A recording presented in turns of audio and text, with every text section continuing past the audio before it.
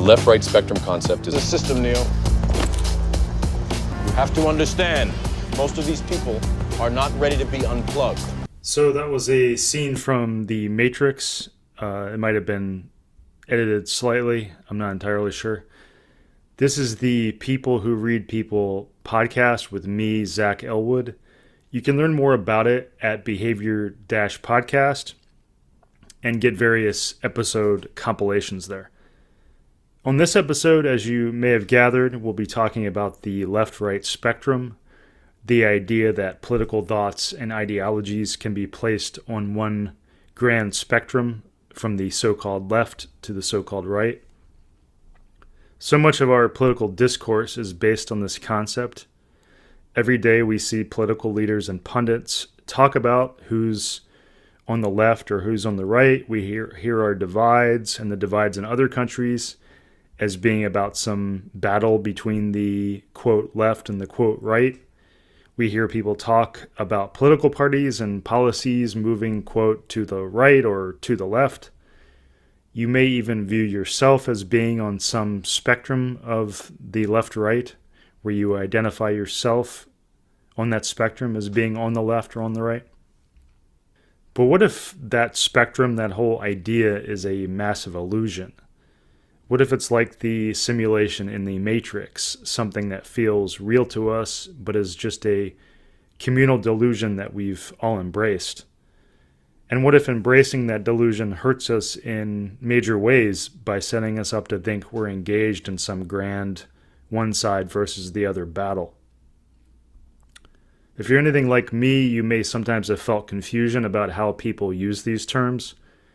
I've often been confused in the past, as it seems like people can describe totally different ideas as on the left or the right, or liberal or conservative, these kinds of things, depending on the context. They can classify very different combinations of views and very different types of people as being on the left or the right. And as someone who's been thinking about politics and polarization seriously for 7 or so years now, and of course longer on and off before that, it's been a bit mystifying to me to understand how people are using those terms. It's just seemed really inconsistent. And then you throw in our political divides and how quickly the party stances can seem to shift. Toxic polarization makes it so that we reside in very turbulent waters. For one example, Trump shifted the Republican Party in various ways, like embracing views on economic protectionism that were previously more associated with Democrat policies. It's easy to see how Trump has the capability to massively shift the Republican Party, just as other people have massively shifted political groups and parties in the past, which begs the question, what is essentially left or essentially right in these areas? I'm going to talk to Hyrum Lewis, the co-author, along with his brother Verlin Lewis, of the book The Myth of Left and Right, which has the subtitle, How the Political Spectrum Misleads and Harms America.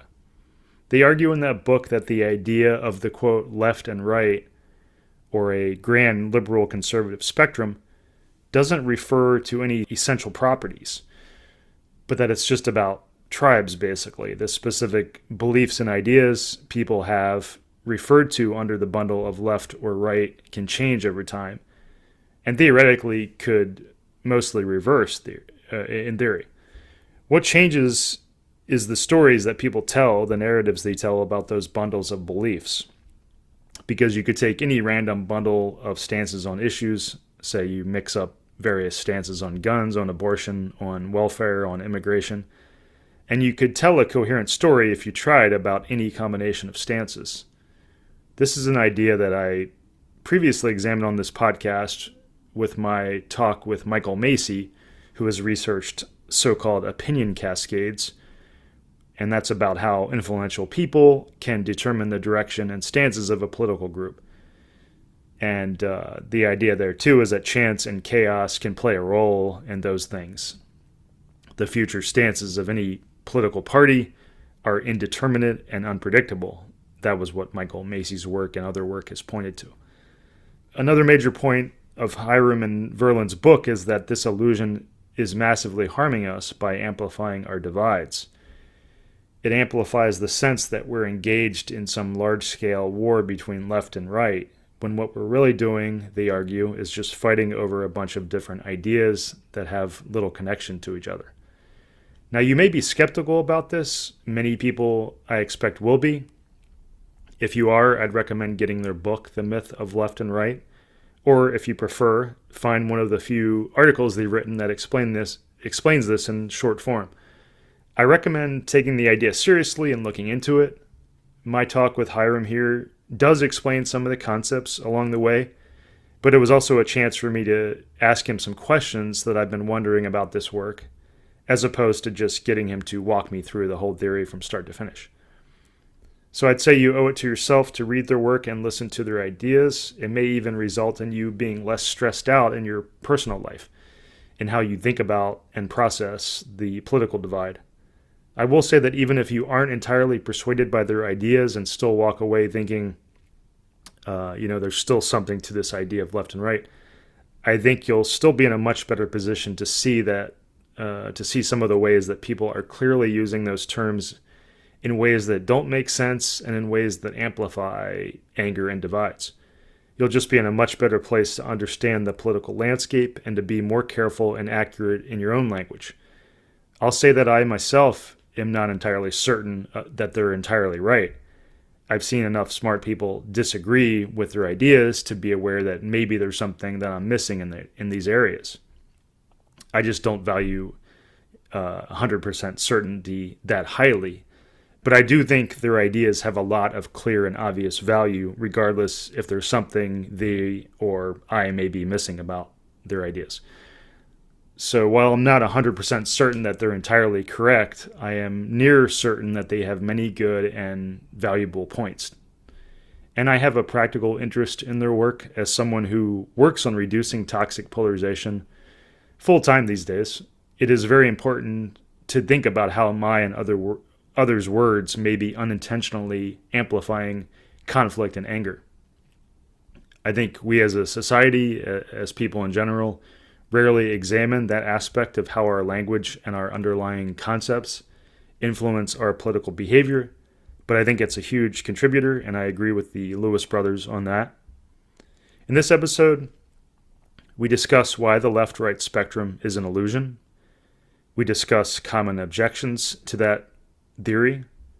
We talk about how people who've read and reviewed their book have received the idea and how persuasive they found it.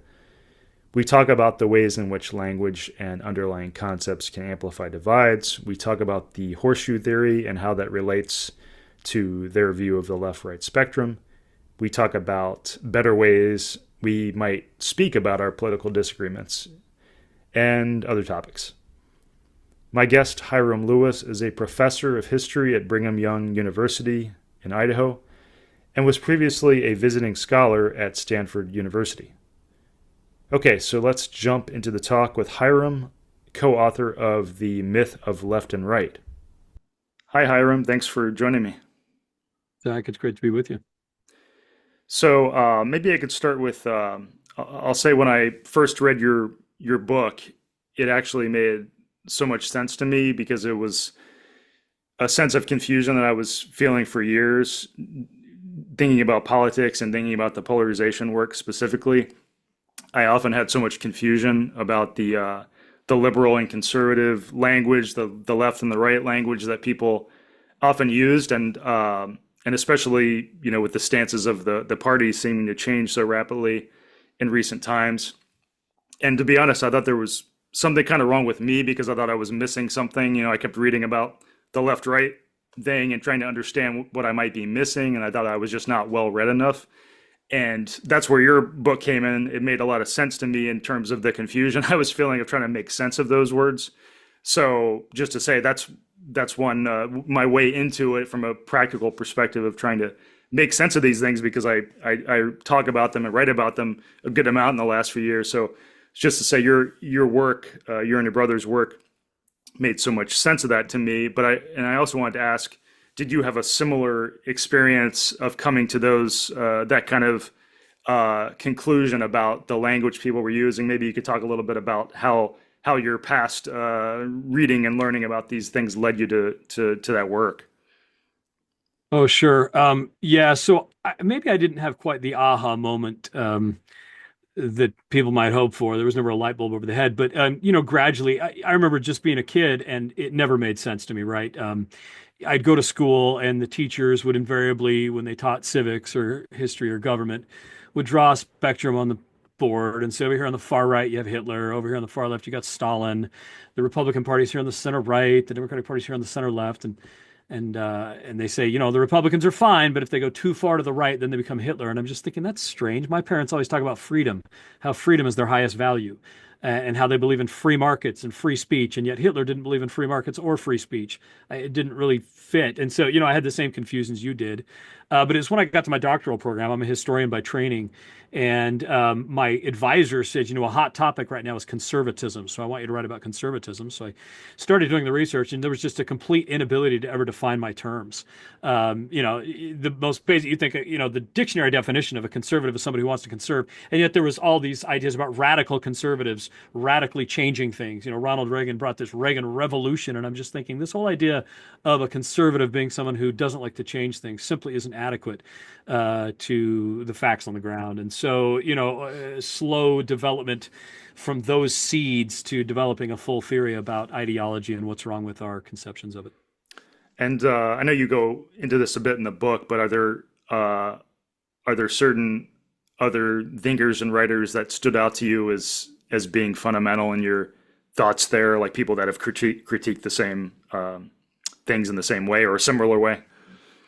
The closest thing to, and the problem with them is they just did it kind of incidentally to a different argument they're making. But Whedon and Kurzban wrote a book called The Hidden Agenda of the Political Mind. And their thesis in that book is basically, we tell ourselves stories to justify our interests, and interest explains political outlooks better than, what we tell ourselves, these stories of noble principles and things like that. They have a lot of data to back that thesis up. But the more important thesis that I saw was kind of reading between the lines, and they had a lot of information that suggested that the positions we associate with liberal and conservative don't naturally aggregate, and they disaggregated them and showed them that they disaggregate depending upon the interests of the holders of those positions. That was another thing I really liked about your book is the focus on the narrative, the storytelling aspect of what we do. As I think that just is such a fundamental thing about humans in general, is like we're storytellers. And we confabulate and we make up things to fit, and I really like that section in your book where you try to get people to imagine like taking a random assemblage of issue stances and building a narrative around it, because you can easily do that. When you try to do that, you can easily do that. And it relates to so much, I think, of not just politics, but how we just experience the world as people, about like narratives about ourselves or narratives about people or things in our lives. There's just so much that the narrative aspect of what we do as people plays into it. Yeah, I really like that part of your book. Not really a question there, but just wanted to say that. Moving on, I was going to say one thing I was majorly curious about with your work is how persuasive have you found your points to be to people? Because I've read some of the reviews from people that you've done interviews with, or people that read your work who were skeptical a bit, but who largely, from what I read, seemed to be largely agreeing that you had very good points to make, even if they, quibbled with like, hey, maybe it's still useful in these regards. But it made me wonder, from your perspective, how much, good pushback have you seen, or how much pushback in general, how much have people absorbed your views, that kind of thing? Well, it's usually we have pretty good success convincing people, because people who invite us on their shows and things like that are usually open-minded people like yourself. And those are the people open to being persuaded. Or when we give talks around the country, we're not usually invited by some, very blue or very red organization. We're usually invited by an organization like the one you're affiliated with that's saying, gee, how can we get past the vitriol? How can we make political discourse more productive? And people in those spaces, people who don't have strong tribal commitments, are very open to our argument. We also find quite a bit of success among, never Trump Republicans like Jonah Goldberg. He is not completely sold on what we said, but I think by the end of our interview, he was with us more or less. Um, so that's the good news is we usually persuade people who are willing to listen and don't have strong entrenched interests and strong entrenched investment in a bad model, because some people do have investments in that model, right? I mean, if you're Sean Hannity, your entire livelihood depends upon this model, and if he is subscribed to our theory, he would lose his audience and lose his position. So we don't expect people like him to agree with what we say. But among people who don't have those strong entrenched interests, the good news is we've had very good success in convincing people that we're correct. The bad news is even the people that we convince, we find them reverting to the language of left and right, even if they're, so like, oh, what's his name? He does Tangled. Yeah, Isaac Saul. Yeah, thank you. Terrific guy. And he was totally sold by what we said. But, I listen to his podcast sometimes and he's still just left, right. And I think it's just the language is so entrenched that you can hardly have a political conversation without it. And so he's just stuck in the world that he's been delivered, even if the conversation around that world is incorrect. Yeah, I want to get back to the language part, because that's what a question I have for you about the practical aspect, as somebody who writes about this a lot and often struggles with like how do we even, because we'll come back to that, but I do think it's a tough thing for a few reasons. Now I could be wrong on this, but I was curious, based on my sense of things these days, whether it's your work, your ideas, or whether it's more depolarization, bridge building ideas, I get the sense a lot of times people will have a reaction like, well, those are nice ideas, but we got more important things to worry about right now. Which to me, these are very important ideas, because they're kind of like the underlying, foundation of so much of our divides. As you write about, your work helps explain why the foundational illusions we have about the left-right divide can amplify conflict, right? So whether it's your work or the work I do related to that about reducing divides, I'm curious if you get that sense too, where some people are like, yeah, that's all well and good and you got some good points, but we're over here trying to fight a serious battle, and don't bother us with these ideas right now. Mm-hmm. Well, yeah, that's the most common pushback we get is, well, fine, whatever, but we need something. That's something my colleagues all give me. We have to have something. You're saying we shouldn't have something. We're not saying that at all. We're saying we should have something, just not a bad something. That's like a doctor in the 19th century saying, well, I'm going to adhere to the four humors theory of disease because we need something. That's not a good argument. If the something that you think we need is killing people, then a nothing is better than a something, one. And two, we are proposing to replace the something we have with a better something, a more granular approach to politics.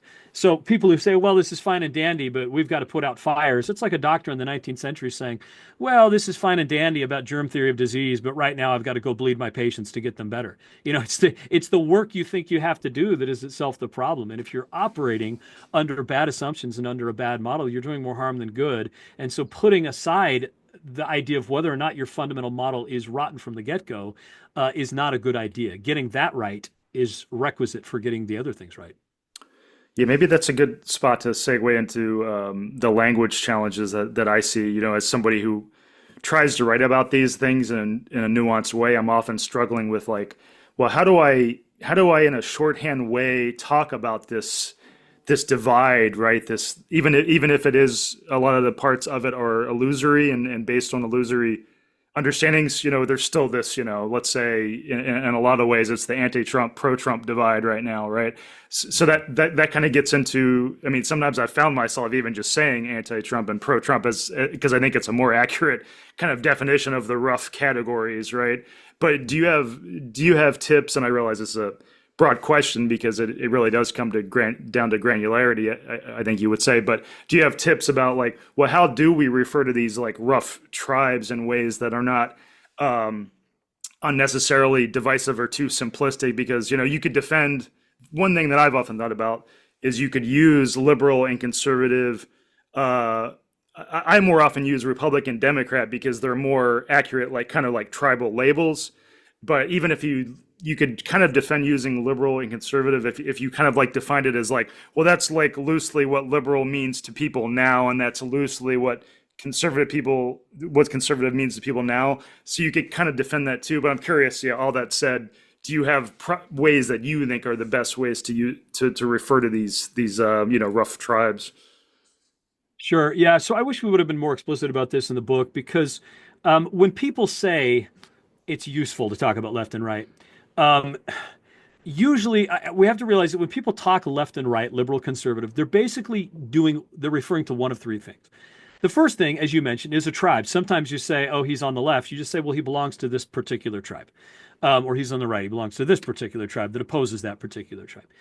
The other thing you might be doing is talking about one individual policy. So maybe you're talking about the minimum wage, and somebody says, well, I support a higher minimum wage. And somebody will respond, well, I guess I'm a little more conservative than you. I want a lower minimum wage. You're talking about one policy. The third way that people use the term left and right is what we're talking about is the error in the book is talking about a worldview. Oh, I'm a liberal. I have the liberal worldview. I'm on the left, and this is the monism. This is the fallacy. The essentialism, yeah. The essentialism, Yeah. the monism. That Right. it's just there's one issue in politics. You either like change and you're on the left, or you don't like change, you're on the right. The problem is those are three separate things: tribe, Right. single policy, and worldview. And yet we use the terms interchangeably as if they're the same thing. So sometimes I do find people using the term left and right profitably if they keep it within the bounds to talk about tribe. That works. The problem is we lapse into talking about those three things as if they're the same. Right. So we're saying we've got this mistaken framework that politics is about one thing, left wing, right wing, and where are you on the political spectrum? That's false. That's a bad idea. And the problem is that we use the language associated with that bad idea to refer to real things like tribes or individual policies. So what we're saying is it would be more helpful is instead of using to refer to an individual policy in terms of left and right, or to talk about tribes in terms of left and right, find better terms that indicate that we're just talking about an individual policy. So if you're talking about somebody's tribe, instead of saying left and right and conjuring up images of this spectrum with a worldview or a single issue, you could just talk about, like you do, Republicans and Democrats. That refers to something real. Or if maybe you say, well, they don't belong to the Republican Party, but how do we refer to them? I mean, maybe just say red and blue, because when you talk red and blue, we're not conjuring up images of, oh, this person has a philosophy or a worldview. They're Right. just associated with the red tribe or the blue tribe. So Which is that's what very Braver useful. Angels. That's what Braver Angels does, for example, in their language. Yeah. That's absolutely correct. We 100% support that. Or if you're talking about an individual policy, just talk about that policy without invoking left and right. So if you're talking about the minimum wage, don't say I'm more to the right or I'm more to the left. You don't have a different worldview. You just disagree on this one policy. So just say, oh, I believe in a higher minimum wage. Oh, I believe in a lower. Or I believe in more immigration. Oh, I believe in less immigration. Right. Be really granular. Yeah. Well, that's really helpful actually, because that's something I've struggled with, and that's what you've described is largely what I try to do. Like I'm real careful about like, well, what exactly am I trying to say here, and using different words in different situations depending on the context, but trying to avoid that essentialism kind of framing of this thing is more conservative or this thing is more liberal or whatever. Yeah.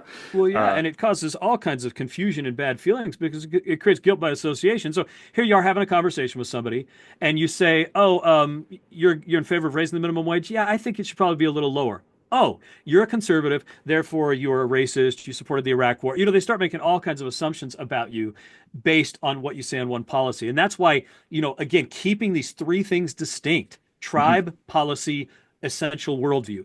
Keep those distinct, and we won't fall into those problems. We won't make assumptions about people that are incorrect, because that is a very common problem, and that's where so much of the hostility comes from. You find out somebody's view on one thing.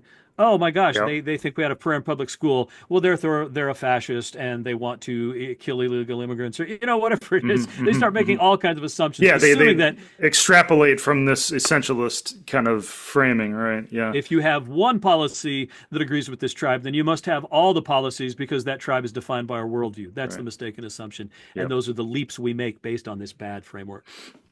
Yeah, I don't know if you saw this one study that was interesting to me where it basically found that the necessary or seemingly necessary shorthand that we reach for when we use language can be a factor in amplifying polarization. So it's like, say you found out like Democrats and Republicans are mostly the same on like, this one policy, like say Democrats are just slightly more likely to support raising taxes or something.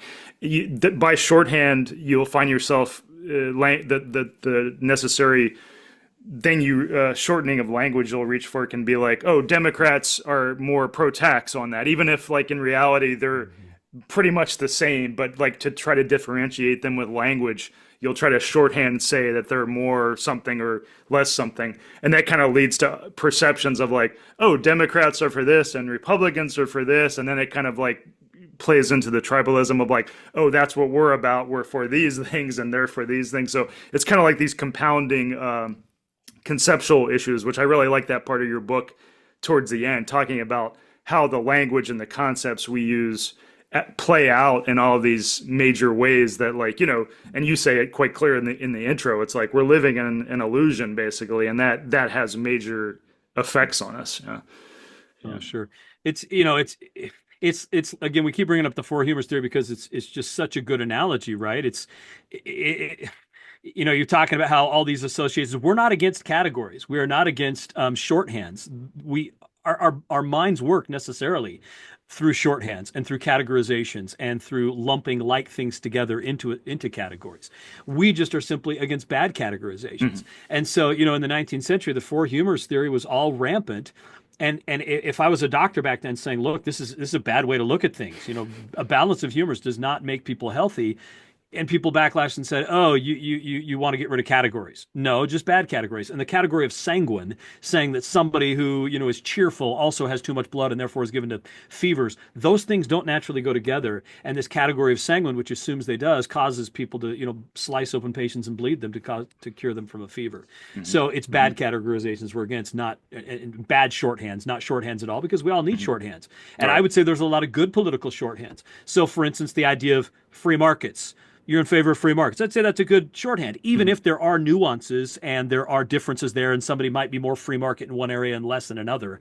I think, you know, putting on a scale of more free market versus more socialistic, I would say that's a useful shorthand, even if it is reductive. Right. But the left-right shorthand that boils all of politics down to one thing is a non-useful shorthand. Yeah, that's really helpful. Yeah, yeah.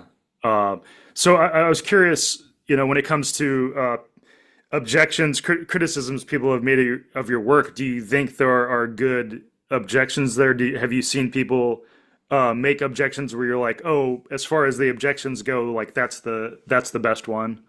Anything stand out like that? Well, yeah. So the objection that I think we solved it, you know, with breaking those things down, you know, because the objection that left and right, you know, placing people on a spectrum, political scientists do it to try to understand coalitions and alliances. And so they say, well, look, this is useful to talk about the coalitions and alliances. And we're saying, well, good. The problem is the assumption that the coalitions and alliances are formed around a worldview. So there's mixing of concepts there, right? So if you want to, you know, place somebody like on a spectrum of more Republican and he agrees more with the Republicans more than the Democrats, you know, that's a big pushback is, hey, this is a useful thing. This person is a little more Republican than they are Democrat. So by center right, we're saying more Republican than Democrat.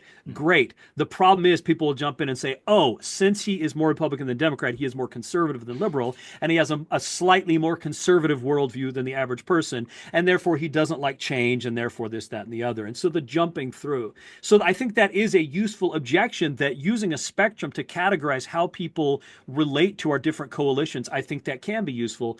The problem is, again, when people use the language of left and right, we're assuming worldview, we're assuming political monism when the political monism isn't there.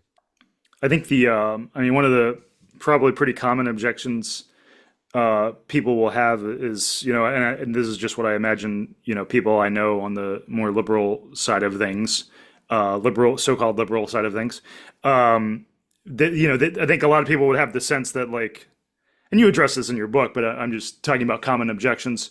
People would think, you know, this liberal thing is associated with, you know, leaving apart the economic stuff too, because I think that's much more easier to overcome those objections. But I think many people would say, well, liberal things are about like moving to more socially permissive things like transgender things or racism related things, like moving away from what it was in the past. And I'm curious, do you have a shorthand way to overcome that specific way of people's thinking about, like, this is what liberal is, this is what conservative is on these kind of social topics?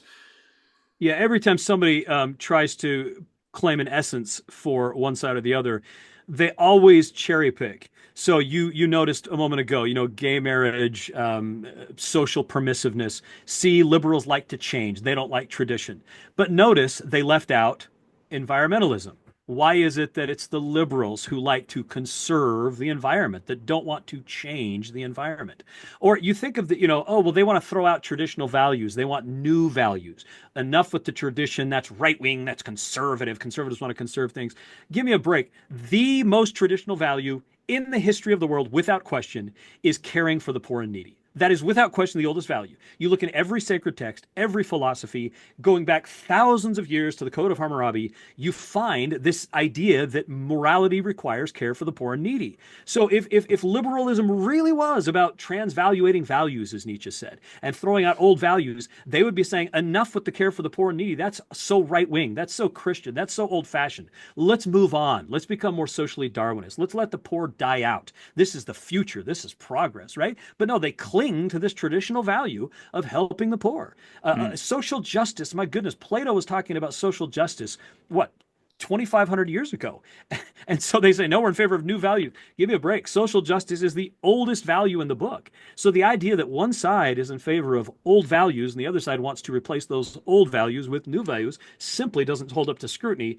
It can only work when you cherry pick certain values, which is what all essentialists do. And it sounds like you're running into some of that yourself.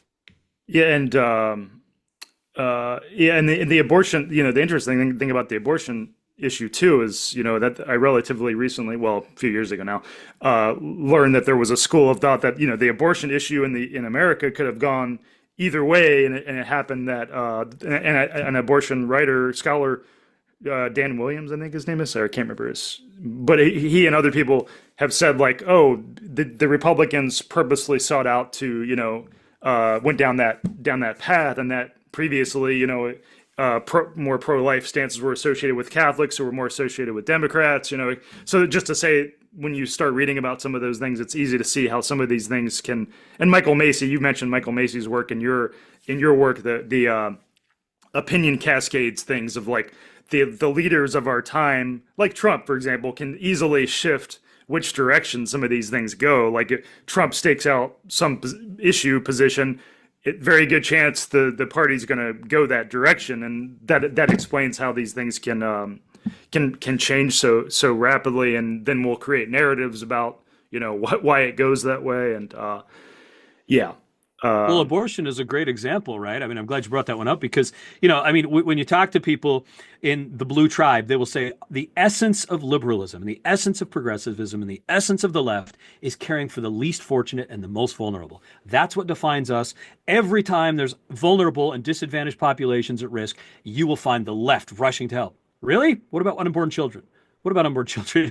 Those don't count suddenly. And that was the narrative before Republicans claimed that or went down that was the narrative amongst people that would be called progressive, and people have drawn attention to that language being part of like the so-called progressive mindset back then. Yeah. Right. So you'll just repurpose the same narrative to justify opposite policies as the tribe evolves. So had being anti-abortion gotten associated through an opinion cascade with the blue tribe, they would, of course, be talking about, hey, this is social justice to protect these vulnerable populations, these unborn children. And then, of course, the red tribe would be talking, well, we stand for freedom. We stand for individual rights. You should be able to do what you want to do with your own property, with your own body, individualism, rights. They would be using the same Lockean language that they use for economics to justify abortion permissiveness. So you can see how the stories will persist even as the policies change, because we can wrap any set of policies up with any story. Mm-hmm. And my understanding, a lot of people are surprised to learn, but my understanding is the so-called right-wing or conservative stances in many other countries are just much more libertarian and like keep government out of my life, including about abortion. And that's but some people are surprised to learn that, but it makes sense if you think about how we build our narratives in very different ways depending on how things go. Yeah. Absolutely. I was curious to ask, I'm curious if you agree with this. I mean, my general synopsis or diagnosis of our main problem when it comes to these kind of, or maybe the main human problem, is our tendency to be extremely certain about ideologies or beliefs and really just go down this path of saying I'm completely right and society must, do this thing I believe. And, that helps explain, no matter if you call it right wing or left wing or whatever, these instances of people doing horrible things to other people in the name of this highly certain ideology that they believe is 100% right. And I do think we don't often separate that dimension of things. We talk too much about these, in my opinion, and I agree with you, these illusory categories of left and right or whatever, and we don't talk enough about like, well, maybe it's just like, enforcing a highly certain ideology on society, and that's kind of like the method of engagement aspect is much more important than any kind of labels you want to give to things. But I'm curious, do you have any thoughts on that? Yeah. So, that's another thing. If we could, you talked about critiques that are valid. I think, again, a lot of the critiques come because people misunderstood what we were saying. They thought the social theory of ideology said that nobody has any principles, that everybody is tribal, and that nobody believes anything for any reason. And it's simply not true. I mean, somebody who is pro-life and pro-life to the core won't change that. We're not saying they only believe that because they're tribal. Right now, they anchor and adopt the other views of the tribe. They might favor tax cuts because they anchored in to the red tribe because of their abortion stance. So we have to clarify what we're saying here. Yeah, you're not saying they're. And I made this clear in my work too. It's like nobody's saying you're stupid or unreasonable for your views. It's like Sure. we're just saying that there might be ways that these things play out and ways that you might not be examining. Yeah, and let us separate the views from the holders of those views. The holders of the views are not stupid. Paul Krugman is not a stupid man. He's very smart. He won a Nobel Prize. In my opinion, he deserved it. I think he's very smart. But he is, in his commentary, it is very hampered and limited, and his analysis is weakened substantially because he is a smart man with a dumb model, and the dumb model brings him down. And so he says a lot of dumb things in his columns, not because he's dumb, because he has a dumb model. The same way that Benjamin Rush was not an idiot, right? This guy was a signer of the Declaration of Independence. He was a genius, in my opinion, as best I can tell. And yet he was bleeding patients and killing them to the end of his life because he had a bad model, right? Bad model can make good people and smart people do bad and dumb things. And that's true of this model too. So you talked about, as a tool of certainty. Yeah, we wish we would have explained in our book more clearly. In fact, we should have replaced essentialist and social with pluralist or monist and pluralist. So the only thing we're against is political monism, the idea that politics is about one thing, because a political spectrum assumes that politics is about just one thing, and clearly it's not. So why do we oppose political monism? It's not a harmless delusion. It's very problematic because if somebody believes politics is about one thing, then you only got to get that one thing right, and then you're correct about everything. So no wonder people are so certain in their political views. No wonder they think they have omniscience about the minimum wage, about this or that foreign policy, about how, COVID policy, everything. They're certain that they know it all because our political paradigm is monist, and it says you only have to get one thing right because politics is about one thing. So you're either on the left and one of the good guys who believes in social justice, or you're on the right and you're one of the bad people who hates social justice and is a racist, blah, blah, blah, blah. This is what all my colleagues in history believe, by the way. And so they all believe, once I've got that one thing right, now I know I'm omniscient. I'm God. I know exactly what abortion policy should be. I know exactly what the tax rate should be. I know exactly what we should do about race issues. They claim omniscient because it's easy to be right about one thing, but it's not easy to be right about a lot of things. And so the reality of monism makes us much humbler. It says, oh my gosh, there are hundreds and hundreds of very difficult policies out there. Let's just take abortion for an example. This is not an easy issue. You are weighing a moral, an unquestionable moral reality that a woman has rights and has to be able to do what she wants with her own body. This is a very important right that our society believes in rightly. A woman, clipping her fingernails should not have somebody coming in telling her how she should clip them or how she should do her hair or whether or not she should cut her hair or whether or not she should, lose weight or gain weight. This is her individual choice. So the right of a woman's bodily autonomy is a very important and sacred value. But then you've got the value of unborn children. And what do we do about that? And at what point does an unborn child become a person? These are difficult questions. And if an unborn child is a person, then that has rights too. And yet we're not thinking about it in complicated ways because we say it's a simple matter of either believing in progress towards social justice, left wing, or evil, right wing, fascist, patriarchal, trying to stop that. It kills all nuance. It kills all humility. Yeah. So on a difficult issue like abortion, we should be talking to each other and trying to come up with compromises on a very complicated issue. But political monism says it's not complicated. It's simple because politics is simple. You're either on the good side or you're on the bad side. And if you're on the good side, adopt everything that side believes in because it all grows out of the one good value of social justice. And if you believe in social justice, you will have this 500 other positions that grow out of your belief in social justice. So it turns people into dogmatic ideologues who do not think because they think the thinking has been done as soon as they chose the good side. This is where all my historical colleagues are, and it's a tragedy to go to meetings of the American Historical Society and see so many smart people all agreeing very lemming-like on their politics and on what they choose to pursue in their historical research. It has killed their ability to think critically, and it's a tragedy.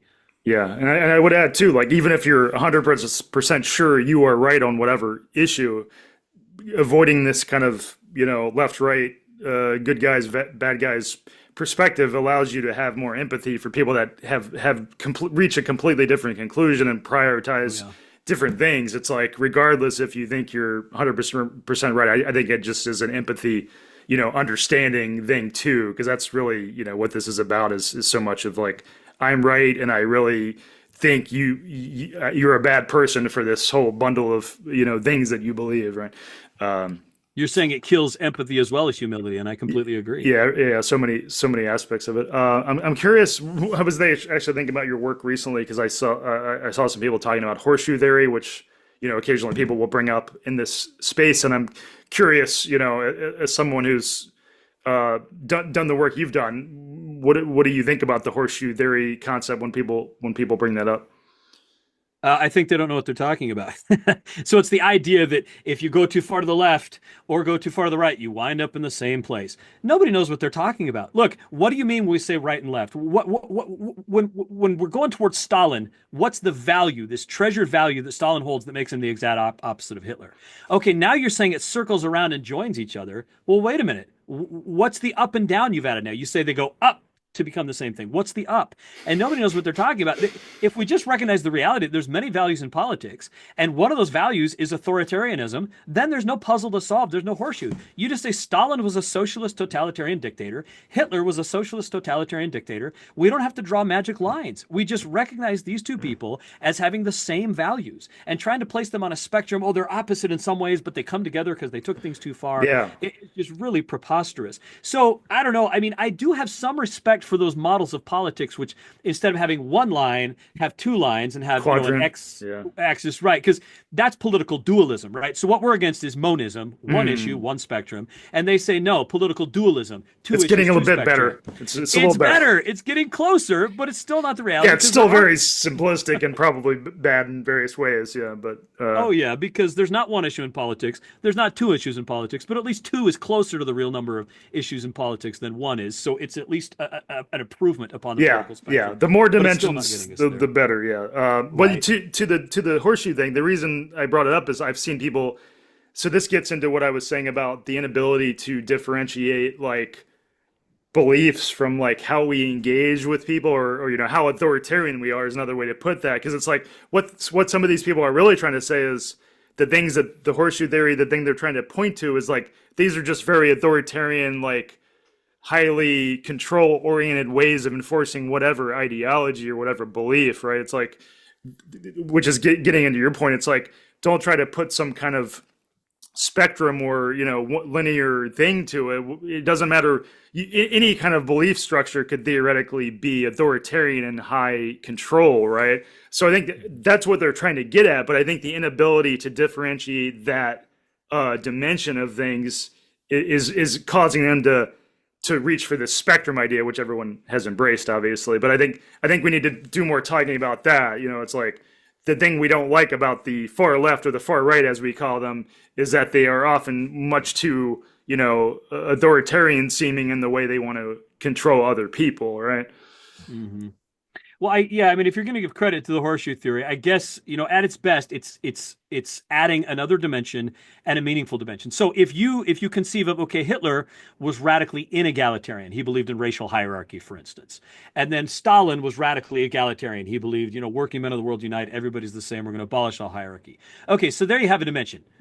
Egalitarianism versus hierarchy. That's a real dimension. Okay, then you've got another dimension of government control. We're going to enforce this by control. And so both Hitler and Stalin wanted to enforce their egalitarianism or inegalitarianism, as it be, using the force of the state. Now we have government control as a second dimension. All right, but there's other dimensions beyond those two dimensions, right? The one that they left out, obviously, is change versus preservation. So you have somebody like Ed Glazer at Harvard. He's in favor of change. He's in favor of egalitarianism, and he's in favor of less government control. He's a believer in free markets, right? I mean, those are three distinct dimensions, and you can't put Ed Glazer on a spectrum anywhere, even though people try to put him on the right because I think they're trying to discredit his free market views by associating it with fascism, which I think is one of the many reasons we need to get rid of the political spectrum. Well, that reminds me too, and cut me off if you think we're going too long. But the thing I've also seen people push back about, like, well, no, liberalism is about, always about egalitarianism in some form or another. But I mean, to your point about creating narratives, it's like you can easily create a narrative that, like, if too strict or perceived authoritarian measures to enforce egalitarianism are enacted, then that can be that you can easily create the narrative that those things are now not egalitarian. Like, we need freedom from that and egalitarianism from those things that are trying to enforce egalitarianism. Just to your point about the ease with which we can create narratives, but I'm curious if you have any thoughts on that. Yeah. So and well, the point being is pluralism lets us see these distinctions, right? It allows us to say, oh, here's somebody who wants egalitarianism through more government control. Two different dimensions: government control, egalitarianism.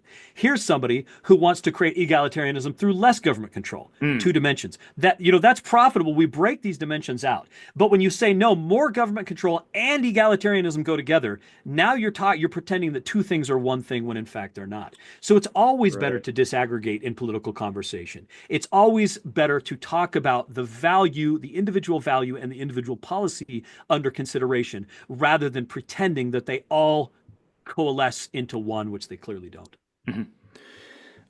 So, I think that it's possible in my mind that your book is, maybe the most important book about political divides, at least in the West. But I'm curious, do you believe that is true? Obviously, you're biased, but I'm curious, like, if you think of the future history, do you see your book as, people look back on it and be like, that was a really important book? Is that how you see it?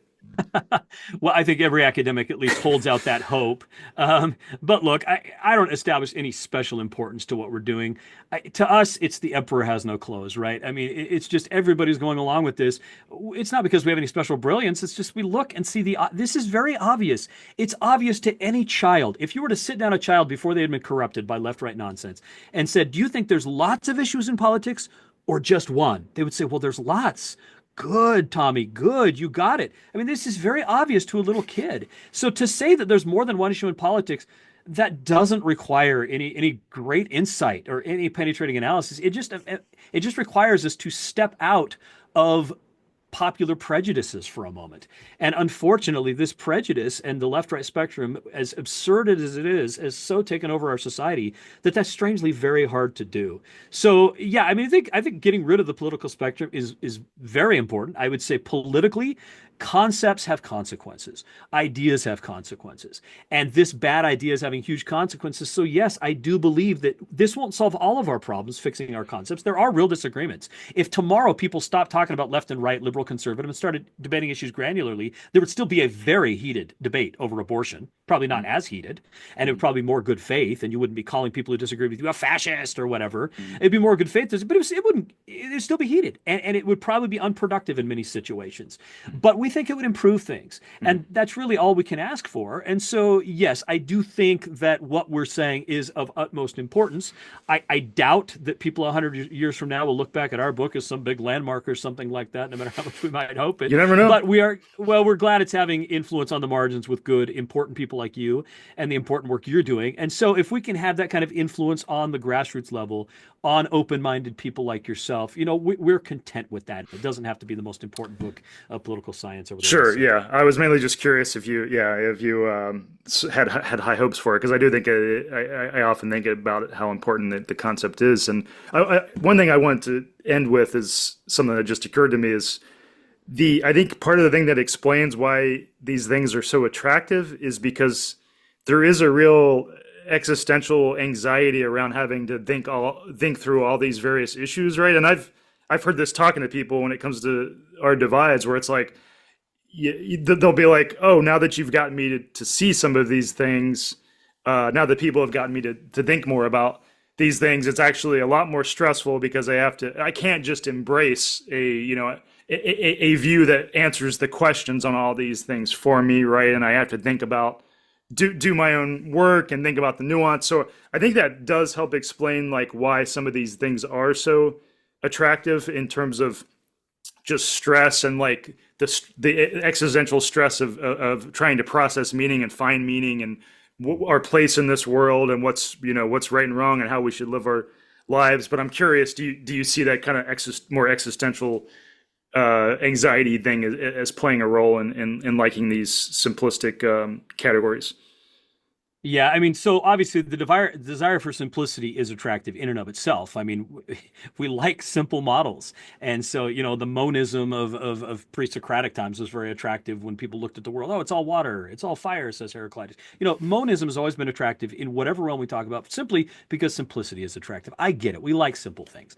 But we think the attraction goes beyond that. And I think in this case, what we're really dealing with is epistemic closure. Humans have the need to consider things closed. We don't like to be uncertain. We don't like to be unsettled. That is not, it's not a good space for us to be as far as just day to day. It's good for us, obviously. Epistemic openness is better for society, and it's better for us as human beings long term. But the kind of dopamine hits we get by feeling things are settled is very attractive. Mm-hmm. Now, I say this as a religious person. Religion did that for people all throughout history. I sign up for the religion. I was born into this religion or that religion.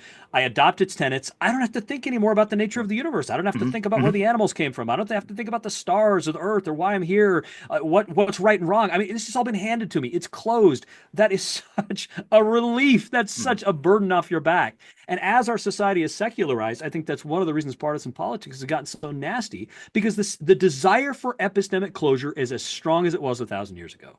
And yet we don't have religion as much to provide that epistemic closure. Right. So we need it in other things. And the political spectrum is a tool of epistemic closure.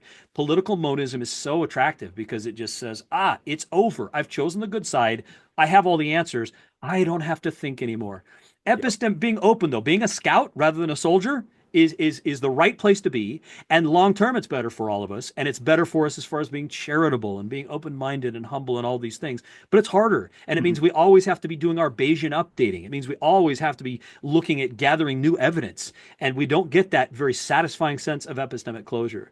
But what's more satisfying for us as humans long term is getting at the truth, and that requires epistemic openness. And I hope more people will be epistemically open, no matter how good it feels to be epistemically closed. No, yeah, I think that need for closure stuff is really important and relevant, I think. Yeah. Well, this has been great, Hyrum. I appreciate your time, and thanks for coming on and talking to me. Happy to do it, Zach. Thanks for inviting me. That was a talk with Hyrum Lewis, co-author of The Myth of Left and Right.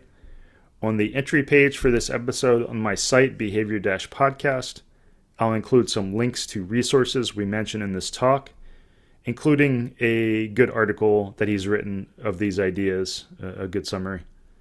This has been the People Who Read People podcast with me, Zach Elwood.